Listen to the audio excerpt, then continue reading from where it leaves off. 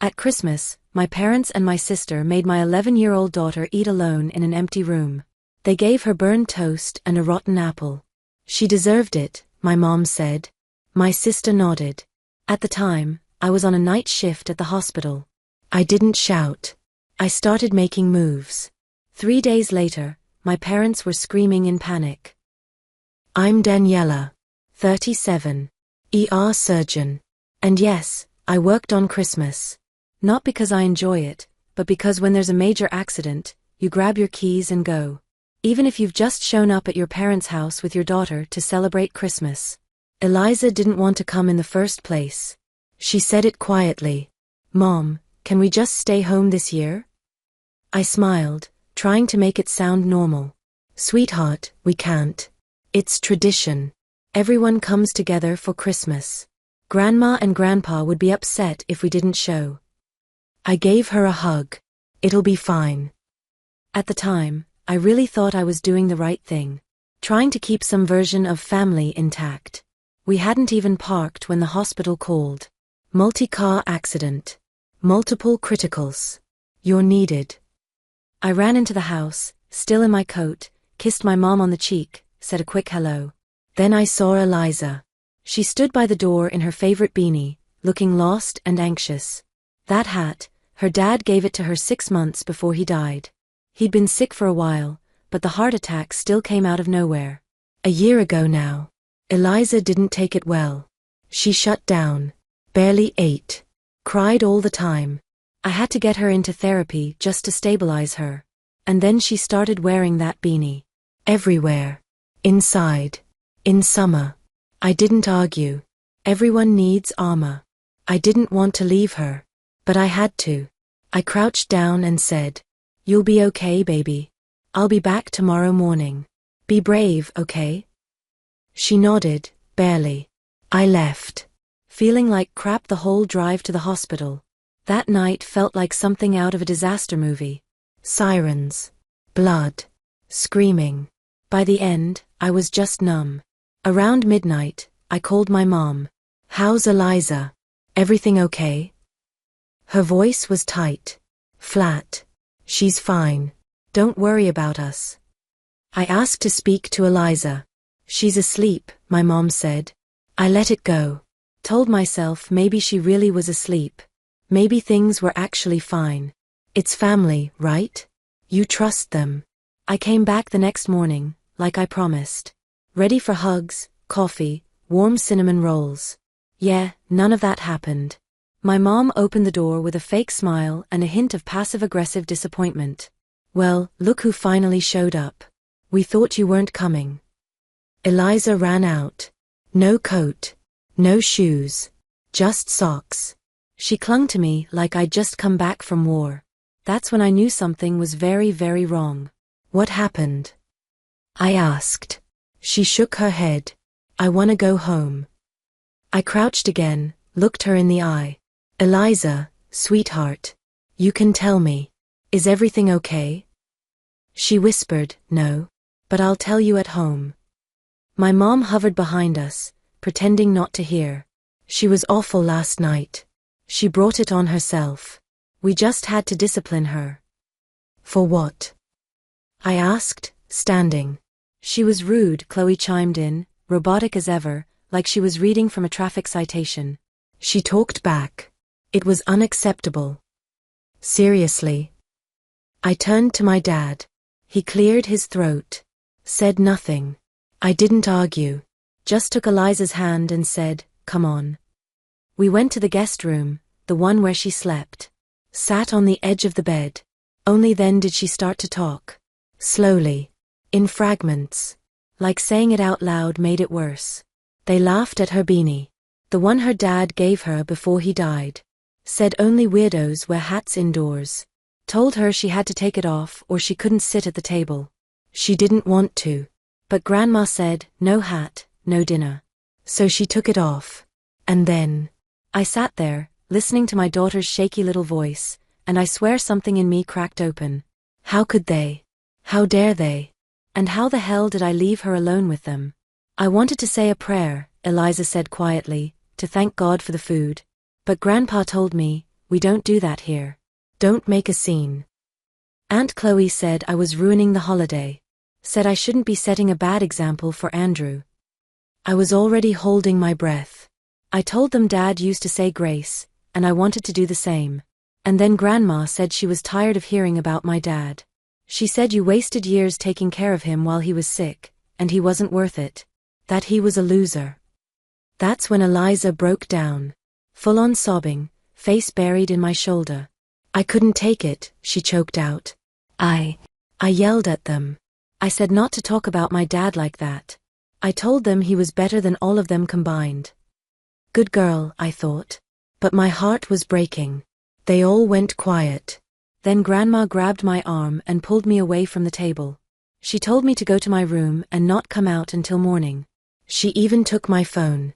I only got to leave for the bathroom. I could hear them laughing at the table. I kept petting her hair, gently, trying to stay calm. Failing. They gave me food, she added. Burnt toast, oatmeal, and an apple that was kind of gross. But Alex brought me some turkey and pie later. He told me not to tell anyone so he wouldn't get in trouble. Grandma said he and Andrew weren't allowed to talk to me. She took a deep breath. Alex was really nice. He said they were wrong, and I didn't do anything bad. Then she looked up at me with those red, tired eyes and asked, "Are you mad at me?" I yelled at them. I hugged her tighter than I thought possible. Sweetheart, no. I'm not mad. You did the right thing. You stood up for your dad. Why did they call him a loser? They were lying. And cruel. Your dad was a good man, smart, kind, and he loved you so much. I love you so much. I kissed her head, told her to pack her things. We were leaving. Now. I took a long breath and walked into the living room.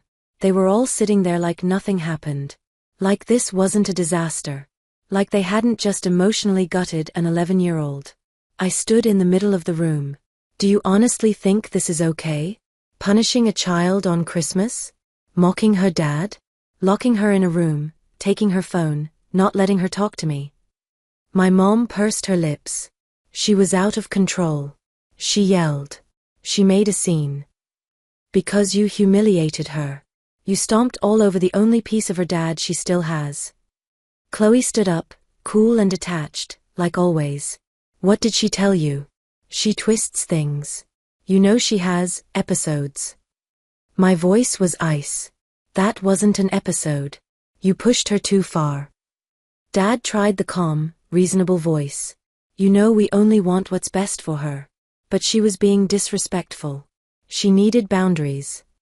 Then he gave me that tired sigh of his. Let's just put this behind us. It's Christmas. Let's sit down as a family. Have a nice dinner. He reached for a box. We got you both gifts. For you, for Eliza. Oh, that's rich. I pushed the box away. Eliza doesn't want your gifts. And I definitely don't. I believe my daughter. You had no right to treat her like that. Silence. I walked over to the bag I'd dropped by the door when I came in. Pulled out 2 wrapped presents. Andrew, I said, handing him one. This is for you. I hope you like it. He smiled, clueless. Excited. Alex. I handed him his. Thank you. He nodded, quick and quiet. Couldn't meet my eyes. Then I took out a folder. Slowly, calmly, opened it, pulled out the contents, and tore them to pieces, shreds. Left them on the table, right in front of them. Mom gasped. What are you doing? I looked her straight in the eye. Starting. That was it. Eliza and I left. In the car, she didn't say a word, just stared out the window. I put my hand gently on her shoulder. You won't have to go through that again. Ever. And in my head, the plan was already forming. Clear. Surgical. They were going to remember this Christmas. Forever. I know when it really started. Not at Christmas. Not when Paul died. Not even when Eliza was born. It started way before that. I was born 3 years after Chloe. A surprise no one asked for. My mom used to say childbirth with me was hell. Apparently, I almost killed her. After me, her heart and joints started acting up. Life went downhill. She made sure I heard that story more than once. First time was when I spilled milk on the tablecloth at age 5. You should be grateful we didn't just give you up at the hospital, she said. Chloe giggled. She always giggled. She was one of them, expected, planned, perfect. Chloe was the golden child. The choir girl, the embroidery princess, the collector of porcelain dolls in traditional dresses. Her room looked like a museum, white curtains, pastel boxes, everything neat and sparkly. Mine?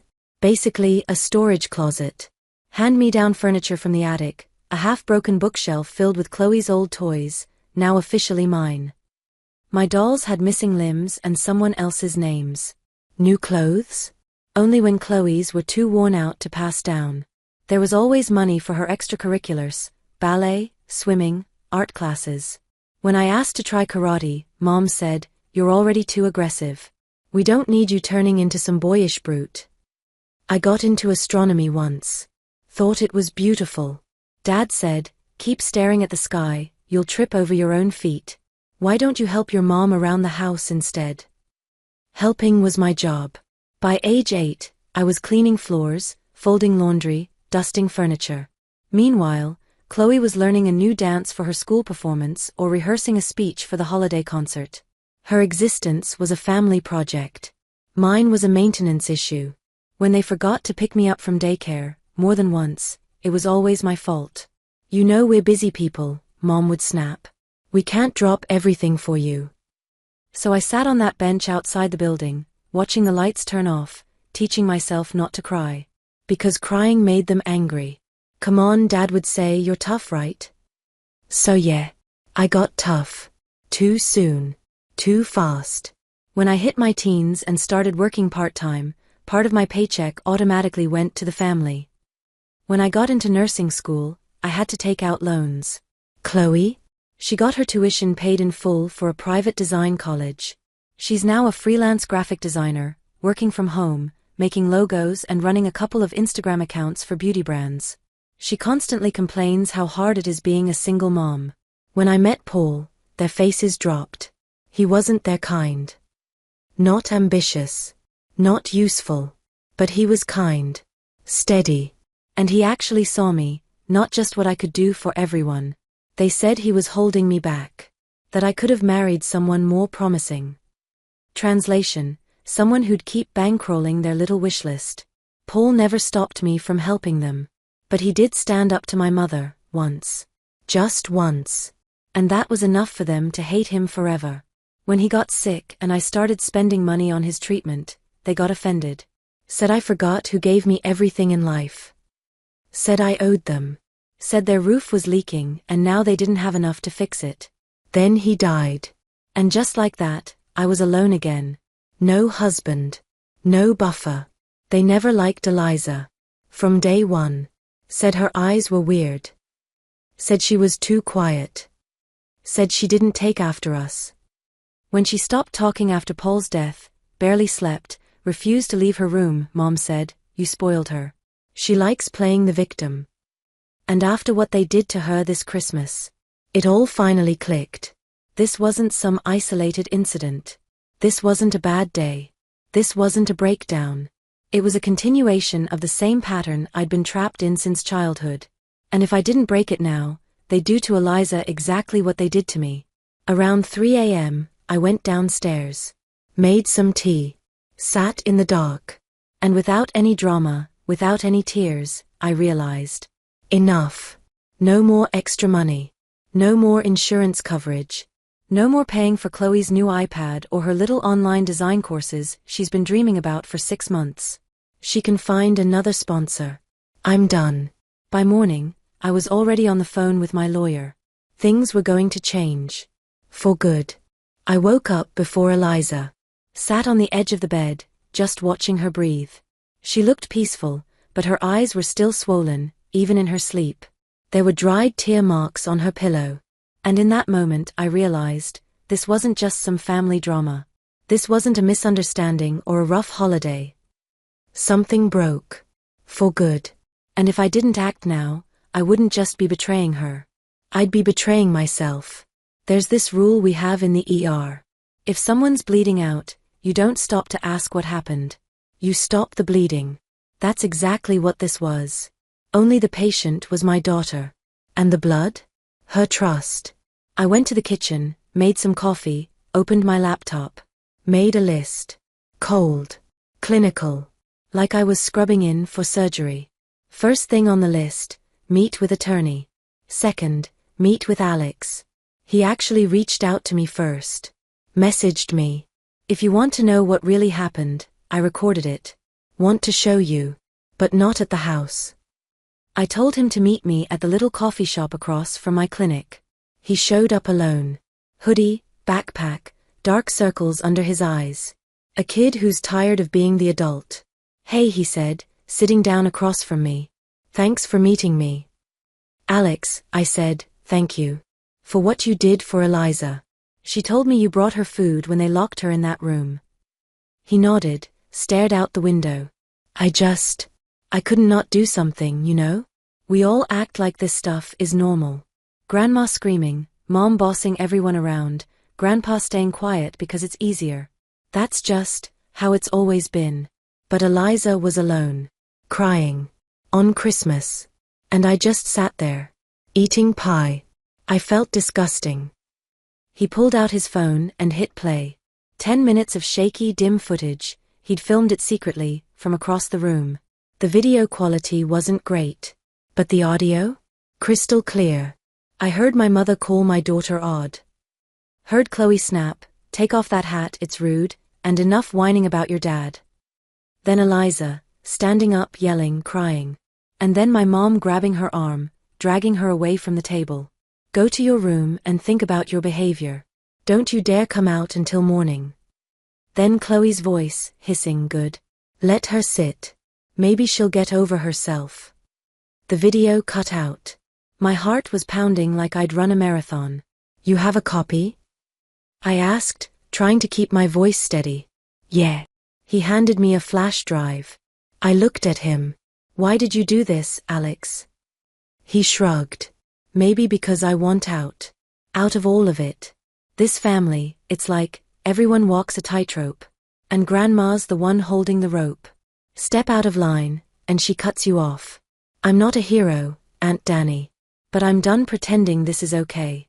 What they did was rock bottom.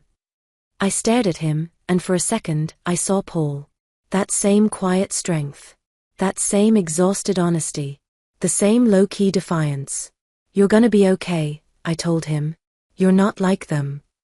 He smiled a little. Thanks. I just want to finish high school. Get out. Maybe UC Berkeley'll take me. I like biology, you know? Guess it runs in the family. I laughed. He blushed. I put my hand on his shoulder. If you ever need anything, reach out. And thank you. This video, it matters. The next day, I was in my lawyer's office. No, I didn't think my parents would end up in jail over oatmeal and a rotting apple. But I wanted them to know, things have changed. I filed a formal complaint for emotional abuse. In California, that's not a joke. Yeah, sometimes it ends in a warning. But not always. That night, I sat down with a calculator.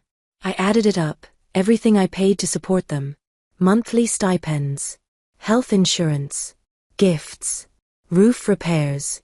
They're half of the mortgage. The custom kitchen they redid last year. By the end of it, my stomach dropped. Almost $18,000. For the privilege of having my daughter called weird and banished from the dinner table. And Chloe?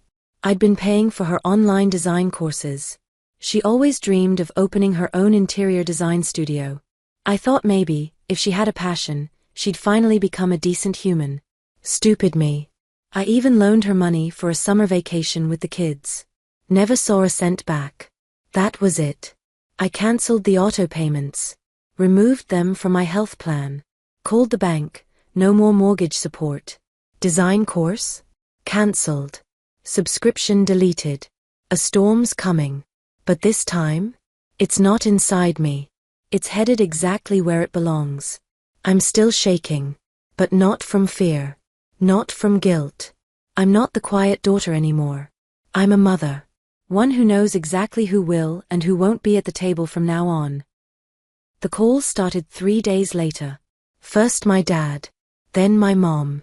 Then Chloe. Then my mom again. Then a text from Chloe. You're going too far. You know what's funny? I didn't say a single word. Not one. No explanations. No arguments. No justifications. I just had my lawyer send over the paperwork. A formal letter terminating all financial support. Copies of checks and receipts. A 3-year itemized breakdown of every dollar I'd spent on them. Neat little columns. Totals. Signatures. No emotion, just math. They wanted to treat me like an accountant? Fine. Here's your spreadsheet. My mom was the first to crack. She called while I was at the grocery store. I was standing in front of the dairy fridge, debating oat milk or whole, and my phone buzzed. Are you out of your damn mind? This is how you thank us for everything we've done for you. I hit decline. Put my phone on silent. Stopped checking my messages altogether. 2 days later came wave 2. You're abandoning your family. You're manipulating your child. How could you be so cruel? Chloe, of course, really leaned in. It was like the self-righteous Olympics, and she was going for gold. Then the panic kicked in. I guess it finally hit them when those late payment notices started rolling in.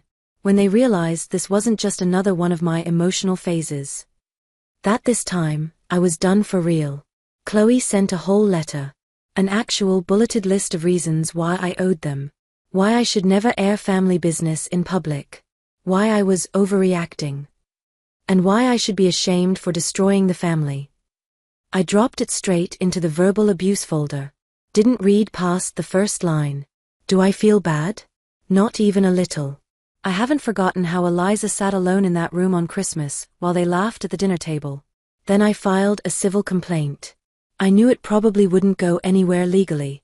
But that wasn't the point. Even my lawyer said it. You're doing this so they understand they don't get to do this anymore and walk away clean. Exactly. Even if the court didn't rule in my favor, I was still allowed to be angry. Still allowed to act. At the hearing, they tried to play it down. We were just trying to teach our granddaughter respect, my mom said. It was basic discipline, Chloe added, like she was reading off a parenting blog from 1987. They even dragged in some therapist friend of theirs who testified that Eliza is just a sensitive child, and that maintaining family hierarchy is important in situations like this. The judge didn't say much. Just listened. Then we played the recording Alex made. And the room went dead silent. You could hear every word. The insults. The mockery. Their voices, so cold, so smug. And Eliza's voice, quiet and shaky, trying to defend her dad, before getting shut down and dragged away from the table. I looked at my mom. At Chloe. They didn't look at the screen. My mom turned her face completely. In the end, the court didn't label it as abuse. Apparently there wasn't sufficient evidence of a clear threat to the child's health. Fine. But now I had official records. Filed statements. Audio evidence. A psychological assessment of Eliza. So if they ever dared to pull something like this again, let's just say, I wouldn't need another hearing. It's been a year. My parents had to sell the house. Quick sale. Cheap. You know how it goes. Miss enough payments, and suddenly creditors are breathing down your neck like it's a hobby. Then someone in a local Facebook group posted the video. The video. The one where my daughter's being mocked for wearing a beanie and yelled at for wanting to say a prayer before dinner. At first, my parents did what they do best, downplay. It wasn't that serious. Kids exaggerate. Family matters should stay private. But when half the neighbors stopped saying hello and the other half smiled like they knew everything but were pretending they didn't, let's just say, the public image started to crack. My mom quietly stepped down from her church volunteer group. Apparently, disciplining your granddaughter with isolation and rotten food doesn't really align with the whole Christian compassion brand. My dad? He stopped going to his veterans group after one of the guys leaned in and asked, "Hey, is it true you kicked a little girl out of Christmas dinner for praying?" He stood up, walked out, never came back. Family gatherings? Yeah, no. Suddenly, all the cousins and extended relatives became too busy, or out of town, the minute they heard my parents were planning to attend. Turns out, no one's really in the mood to be one big happy family anymore. And yeah, they blamed me. As they should. Chloe still has her face, her filters, and her Instagram full of polished smiles. Zero real connection with her own kid though. Alex moved out a couple months later. Got a part-time job, rented a room with a friend, enrolled in college. Chloe now posts inspirational quotes from therapists and aesthetic memes that say stuff like, learning to let go of negativity. Usually next to a glass of wine and a fancy candle. Very chic. Very empty. Just like her. Eliza and I? We're good. She started dance classes. She laughs more now. I hung one of her drawings in our bedroom. It's a picture of her, me, and her dad, with the word family scribbled in big, colorful letters. I don't do holidays out of tradition anymore. I don't pick up the phone when my parents call. They still call. Not often, but they do. I read the texts. Delete them. That's it. I'm not angry. I just don't care anymore. This Thanksgiving, Eliza and I made pineapple pizza. For Christmas, we built a gingerbread house and sang along to old cartoon soundtracks. Family isn't the people who scream the loudest about unity. It's the ones who don't leave your kid alone in a room on Christmas. She still wears that beanie sometimes. Nobody tells her to take it off now. And no, I didn't file an appeal. The court said there was no clear threat to health or safety. Fine. Let them think I lost. But I didn't. Because no one will ever again make my daughter feel like she doesn't belong in her own family. And that's the win.